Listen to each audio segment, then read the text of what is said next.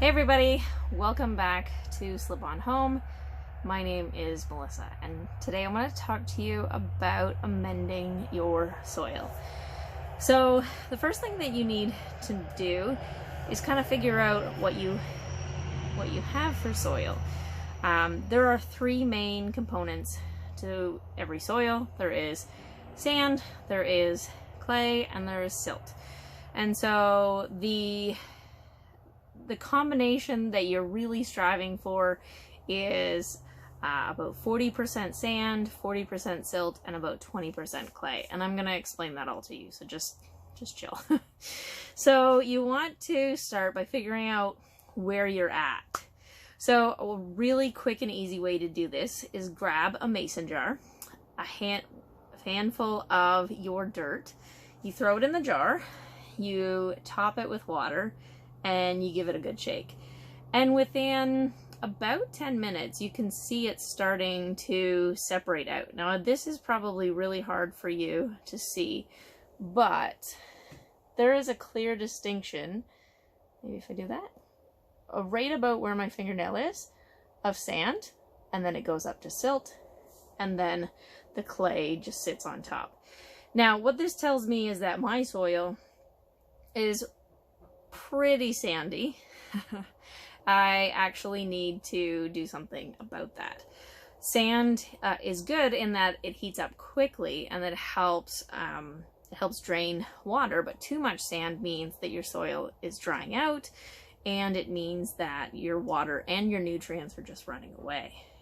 If, on the other hand, it was mostly clay on the top, then it's going to be slow to drain, it's going to be slow to warm up, and your plants could stand to rot. So you have to fix that too. So I've got some work to do on the soil. This is just from my greenhouse. I think I'll go ahead next week and try to see what the difference is between the garden that I have been amending and the greenhouse that I haven't. So what can I do to amend my soil? If you have a lot of clay, it would probably be a good idea to see if you can't get some sand to mix in there. But if not, there are some other alternatives that you can use. Things that I really like to use are ones that are readily available and don't cost a lot of money. This time of year and in the fall as well, there is a lot of bags of leaves on the side of the road. I don't know why people bag up their leaves, but it's free soil amendment for me, so I guess I shouldn't complain too much. So I'm the crazy one that stops and picks up the bags of leaves on the side of the road and throw them into my soil.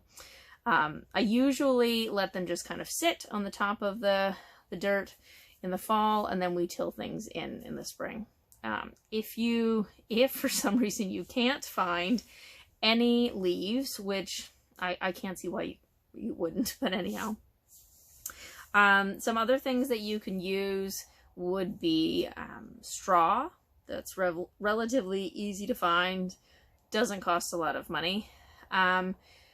Paper is really good as well. I would stay away from glossy paper, but if you know somebody who works in an office that has a lot of shredded paper, go ahead and grab that and chuck it into your garden. That's going to help as well. If you know any farmers, they've got lots and lots of manure to get rid of, and so that's another thing that adds value to your soil as well. You can also throw in grass clippings, although you're going to have to be careful. You're going to end up with some weeds if you're not on top of that. So I would caution you on that. And then of course there's all sorts of things available at garden centers and hardware stores. You can buy peat moss, you can buy worm casings, you can buy all sorts of different things there as well. Like I said, I prefer to get the things that are readily available and cheap or free. That's just the best in my opinion. So why do I want to amend my soil? Like I said before with the sand and the clay, that's one of the reasons. The reason why it's really a great idea to use all this organic matter, the leaves and straw and paper and all that, is that that's helping to provide food for your plants. So as they break down, as the worms help those things to decompose, that's feeding your soil, which is going to feed your plants, which is going to feed you. It's a great cycle. Oh, and you can also, as long as your plants aren't diseased, at the end of the season, you can just till those into your soil as well. That's a great way to add some extra organic material as well. And so, yeah, you're feeding the worms. You're helping to create a great micro, or help feed the microorganisms that are in the soil as well. And so, you're also loosening the soil. So if you've got a lot of clay, you can loosen your soil, and it also helps hold some moisture. So like mine, which is mostly sand, the water's going to run through.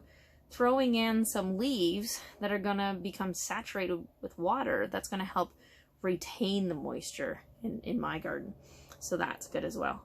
Now, the one thing that you do have to keep in mind, all of these organic materials that you're adding into your soil are full of nitrogen and are very acidic. When they break down, they're very acidic. And most vegetables and flowers and plants, they like things to be fairly neutral on the pH scale. And so you do have to kind of come in behind and help level things out.